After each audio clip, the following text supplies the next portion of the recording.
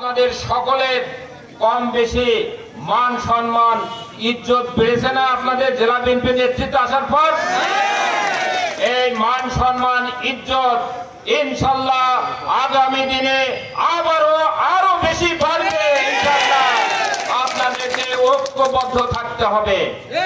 যদি আপনারা ঐক্যবদ্ধ থাকেন ইনশাআল্লাহ জেলা বিএনপির নেতৃত্বে ধানের শীষের ভোটে আমরা একসাথে ঐক্যবদ্ধ হবে ইনশাআল্লাহ।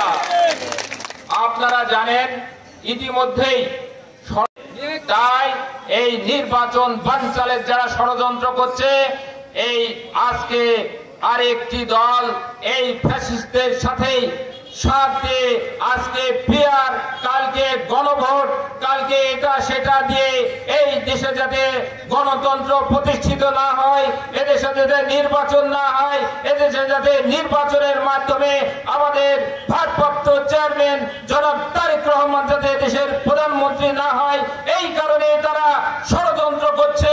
এই ষড়যন্ত্রের হাত থেকে বাংলাদেশকে বাঁচাতে হবে আর মেহেরপুরকে বাঁচাতে হবে।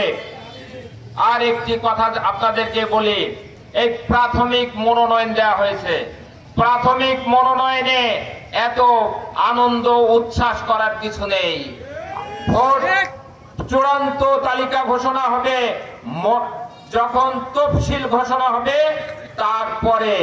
অতএব তফসিল ঘোষণা পর্যন্ত আপনাদেরকে সকলকে ঐক্যবদ্ধ থাকতে হবে। আজকে প্রায় 10 দিন হয়ে গেল প্রাথমিক মনোনয়ন পত্র দেওয়া হয়েছে, তাই তো?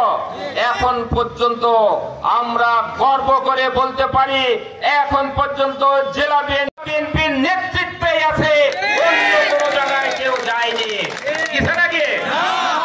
আমরা আপনাদের এই কর্মকাণ্ডের জন্য জেলা বিএনপি আপনাদেরকে সকলকে ধন্যবাদ দিতে চাই। আপনাদের মতো থাকবেন, আপনাদের সমস্ত কিছু, আপনার পদ পদবি সবকিছুই রক্ষা হবে ইনশাআল্লাহ। যদি আপনারা কারোর কথায় যদি আপনারা মনে করেন যে অমুকের কাছে গেলে অমুক কিছু হবে, এটা হবে না। আমরা জেলা বিএনপির নেতৃত্বে ধানের শীষের ভোট করব ইনশাআল্লাহ। জেলা বিএনপির নেতৃত্বের বাইরে ধানের শীষের ভোট করা সুযোগ নেই।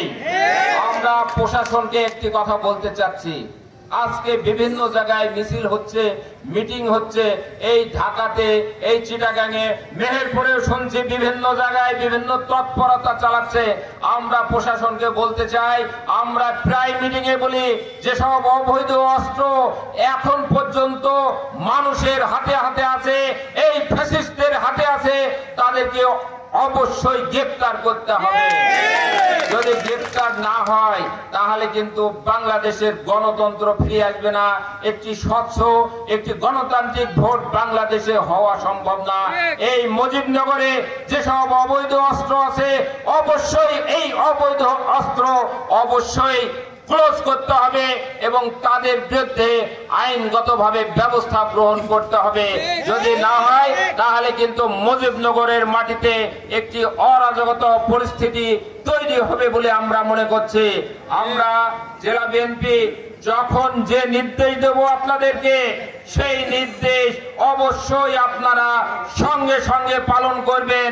যদি জেলা বিএনপির নির্দেশ যে অবস্থায়, যখন যদি আপনাদের ঢাকায় যাওয়া লাগে, তাও আপনাদেরকে ঢাকায় নিয়ে আমরা যাব। আপনারা সকলে ঐক্যবদ্ধ থাকবেন। ঐক্যবদ্ধ যদি না থাকেন তাহলে কিন্তু আমরা আমাদের সঠিক পথে অগ্রসর হতে পারবো না। আর একটি কথা